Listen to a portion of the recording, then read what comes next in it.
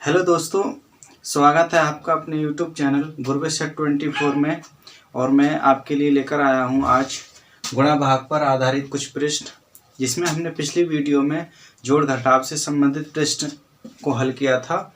और आज हम इस वीडियो में क्वेश्चन नंबर 52 से स्टार्ट करते हैं। तो आइए चलते हैं क्वेश्चन नंबर 52 की तरफ। तो उसमें 52 है कि पूर्ण वर्ग बनाने के लिए इतने को किस लघुत्तम संख्या से गुणा करना चाहिए। तो सीधी सी बात है कि हम 216 00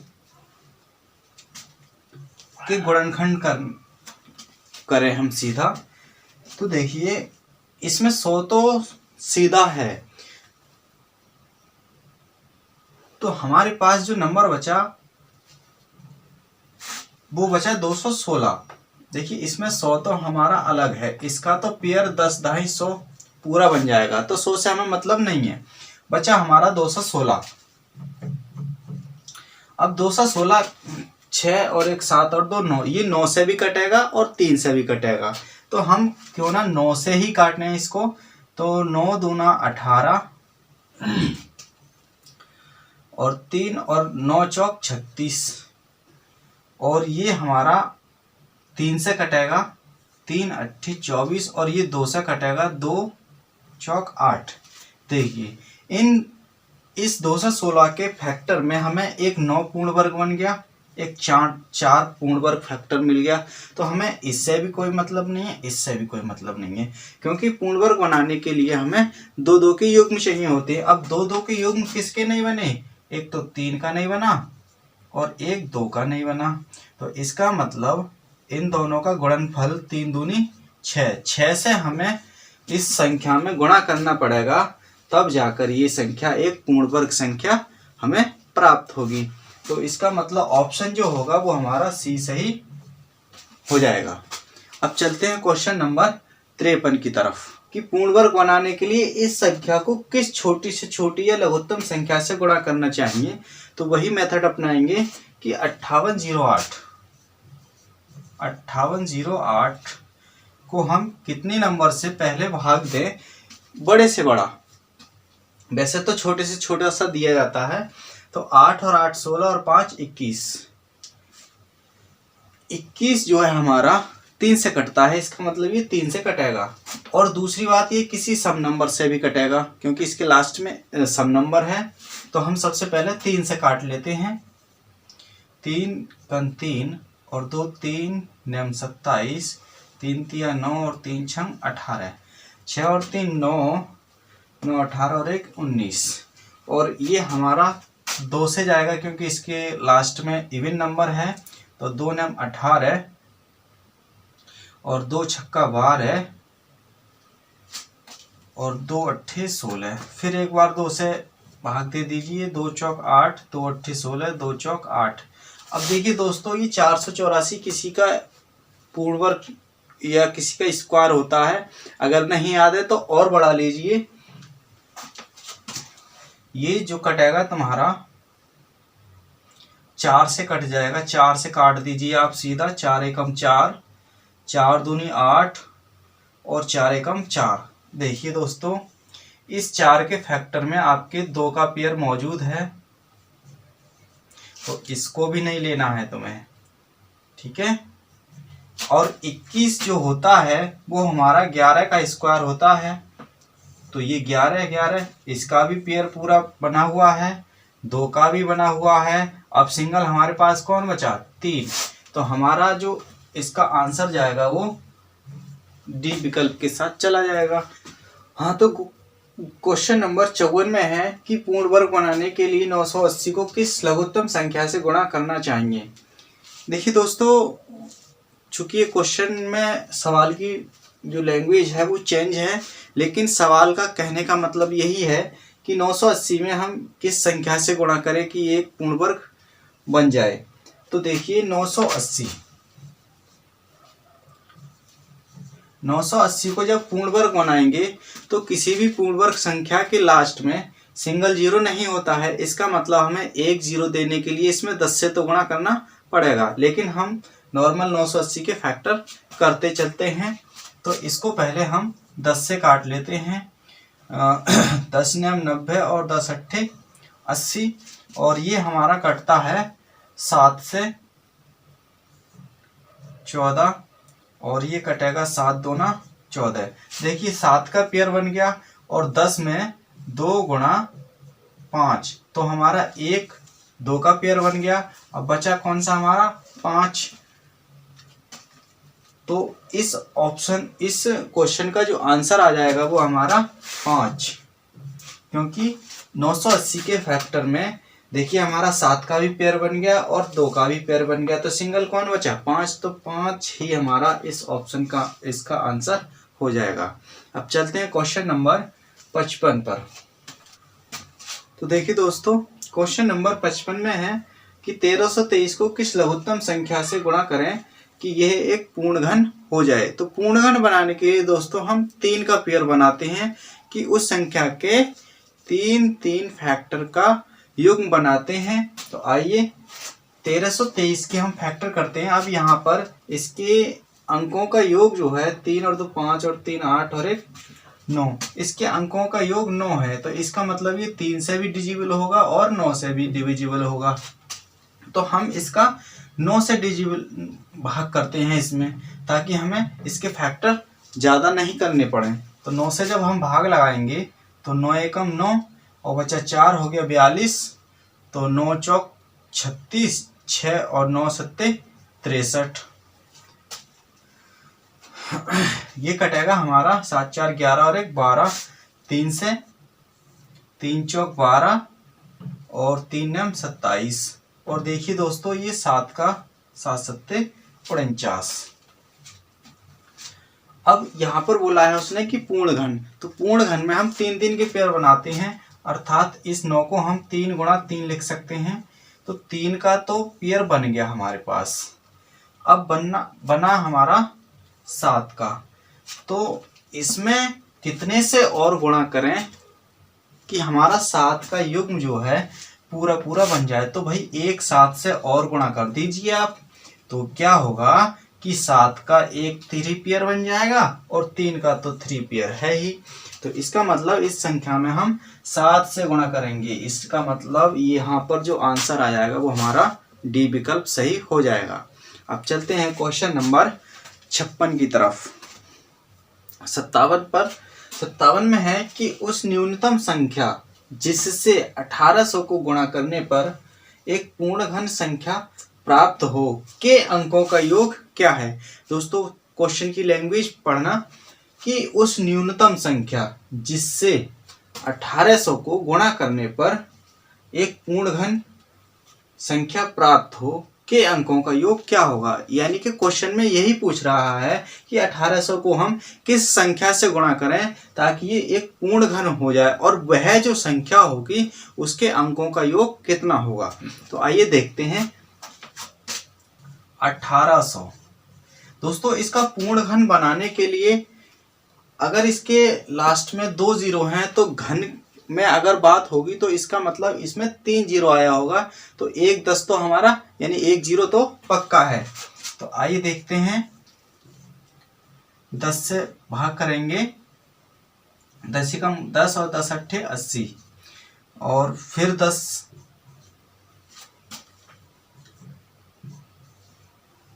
180, और ये बनेगा हमारा 2 9 18 और 3 तिया 9 और 3 एकम 3।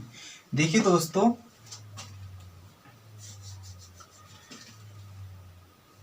इन दोनों में इसका जो बना वो 2 गुणा 5 बना और इसका 2 गुणा 5 बना।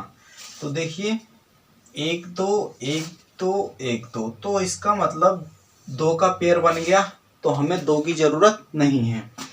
अब बचा 5, ये 2 5 हैं, इसका मतलब अभी हमें 1 5 की जरूरत है।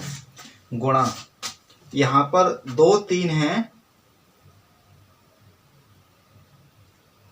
और 1 हमें 3 की जरूरत है। तो वह संख्या हमारी कौन सी बनी, 5 तिया 15।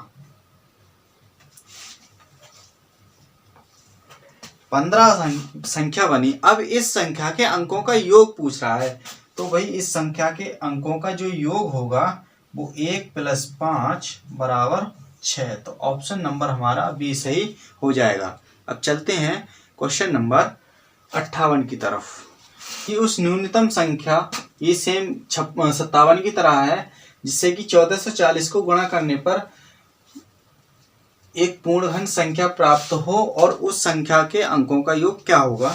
तो आइए हल करते हैं। 5 से भाग लगाएंगे, 5 दूना 10, 5 अट्ठे 40 और 5 अट्ठे 40, 8 और 8 16 और 2 18। 9 से भाग लगाएंगे तो 9 तिया 27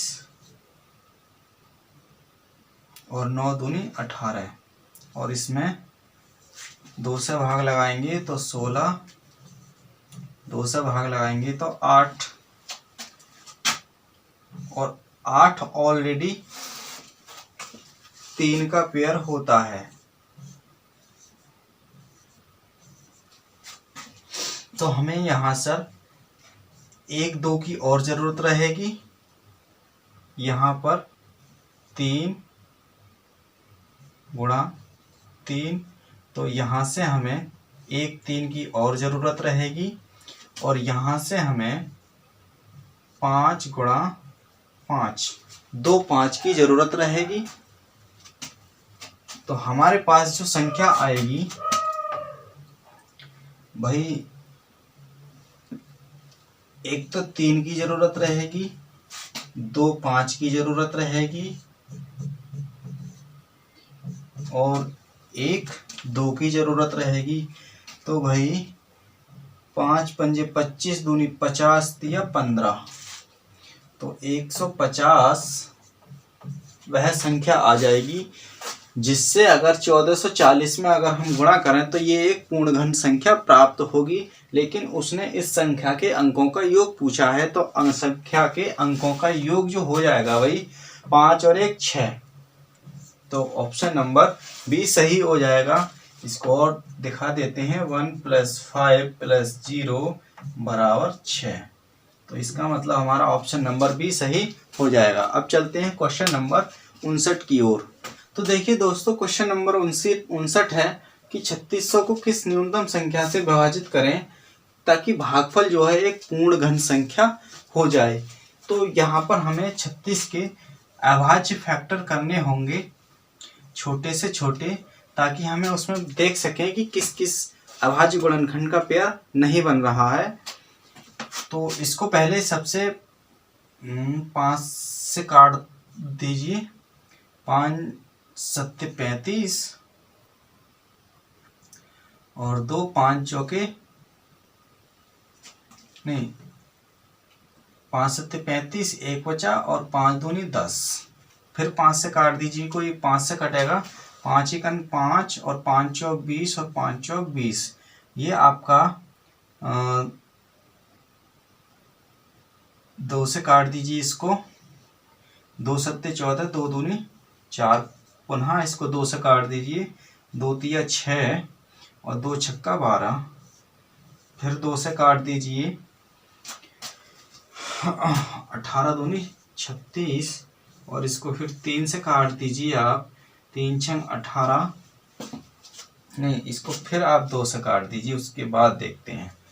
2 9 18 और ये 3 तिया 9 और 3 ही करना, ये 3 तिया 9। अब देखिए किस किस का 3 पेयर बन रहा है। एक तो 2 का पेयर बन रहा है बस, और किसी का 3 पेयर नहीं बन रहा है। तो हमें 3 पेयर बनाने के लिए, एक तो जिसका पेयर नहीं बन रहा है उसको हमें निकालना है।